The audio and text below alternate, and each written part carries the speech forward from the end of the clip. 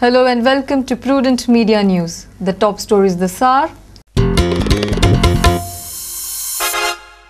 Violence in Apnagar at Mirshe. Inmates attacked staff on duty.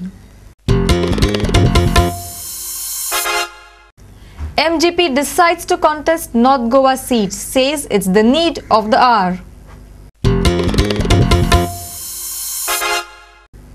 270 minimum jobs needed, otherwise demographic dividend will be demographic disaster, says Nandan Nilekani at Festival of Ideas.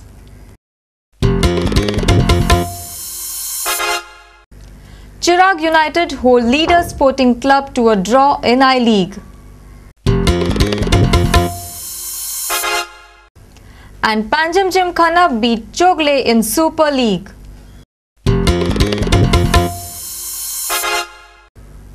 Now the news in detail. Apnagar inmates at Mirshe violently attacked the officers and even threatened a nurse on duty. 7 to 8 juveniles who are involved in rape and murder cases went berserk and broke the window panes. Police officials are deputed at the venue. Apnagar, a government protective home for juveniles at Mirshe, has always been in the news in the past, and currently it is in the news again for wrong reasons.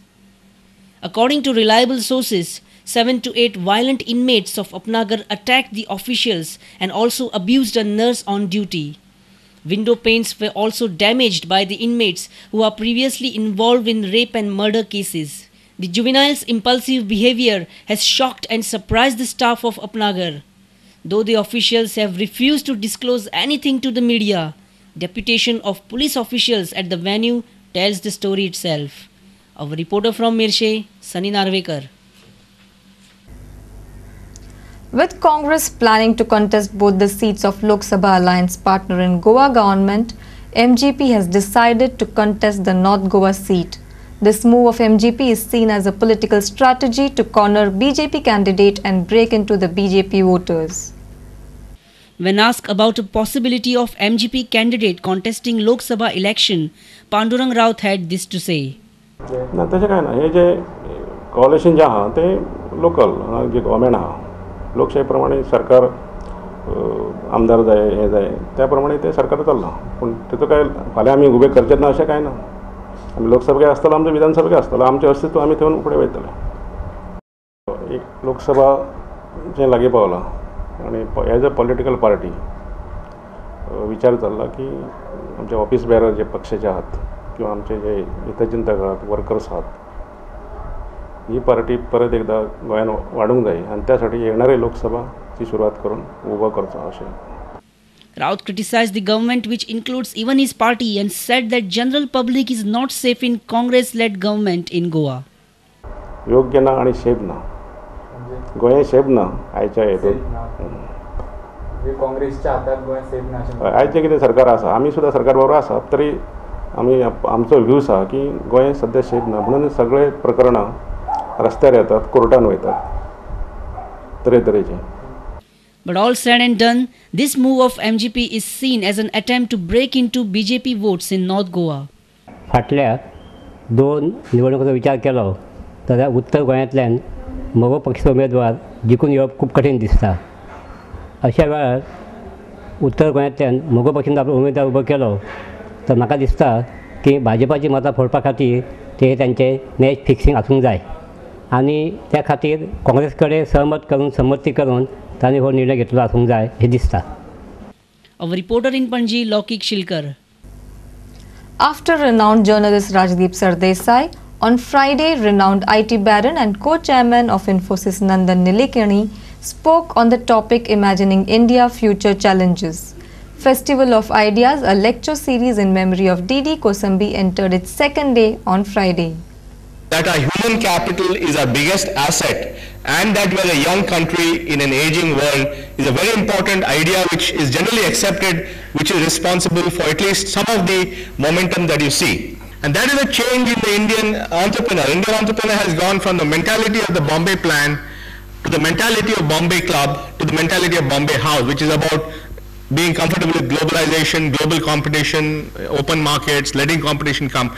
And this confidence of the Indian entrepreneur has been a very big part of the change in India in the last 60 years. So that's the second big thing, that India has become a recognition and confidence of its entrepreneurs. This again is a big change in our mindset, both in entrepreneurs as well as in the society's view of entrepreneurs. I'll come back to some of the dangers of that, but let me, for the time being, that's one of the big advantages we have today. Today it has now become a language of aspiration, and because India and the global language is English, India has the advantage that the language of India's aspirations is also the language of the world, and therefore that's the other big advantage that we have, that English is now the language of aspiration in some sense of unification.